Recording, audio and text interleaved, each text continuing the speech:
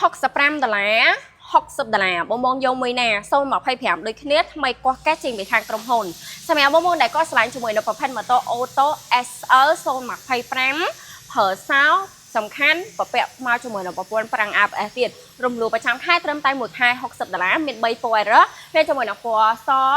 ពណ៌សែងបរិយនិងពណ៌ខ្មៅស្លាញ់ពណ៌មីណាមកយកពណ៌មីនឹងឬក៏បងប្អូនដែលក៏ស្លាញ់ជាមួយនឹងប្រភេទម៉ូតូអូតូដែលស្តៀងមើលទៅស្តៀង Vespa បងប្អូនអាចយកបានជាមួយនឹង Princess 025ប្រើ Smart Key មានបំពាក់មកជាមួយនឹងប្រព័ន្ធប្រាំង ABS ដូចគ្នា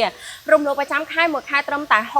$65ចាំបងប្អូនដែលក៏ស្លាញ់ជាមួយនឹងប្រភេទម៉ូតូអូតូដែលតម្លៃធូរគុណភាពល្អការបង់ប្រចាំខែធូរអាចមើលបានជាមួយនឹង2ម៉ូតូហ្នឹងហើយចំពោះឯកសារដែលត្រូវមានអត្តសញ្ញាណប័ណ្ណសវត្ថកណ្ដាលលិខិតបញ្ជាក់ប្រាក់ខែរំលោះសិតអត្ថការលុយកក់អត្ថការអ្នកធានាមកដាក់ពាក្យបង់រំលោះឥឡូវនេះបានម៉ូតូជិះភ្លាមហើយបានប្រម៉ូសិនពិសេសកដោ18មកលុយ$100ទូរស័ព្ទដៃមួយគ្រឿងហើយយើងមានប្រម៉ូសិនថ្មីទទួលបានជាមួយនឹងបាសហើយនឹងទូទឹកកកចាំបងប្អូនដែលចង់បានប្រម៉ូសិនទាំងអស់ហ្នឹងកុំភ្លេចមកដាក់ពីដៃហែងចំពោះទីតាំងហែងយើងគឺនៅលើផ្លូវជាតិលេខ4ចាស់សាចំពោះ1ជាប់នៅស្ពានឱកាសទំនប់កាប់ស្រូវឈ្មោះ Hello Motor រ៉ាចាន់ហើយ logo OSA ចាំបានតាក់ទងមកណា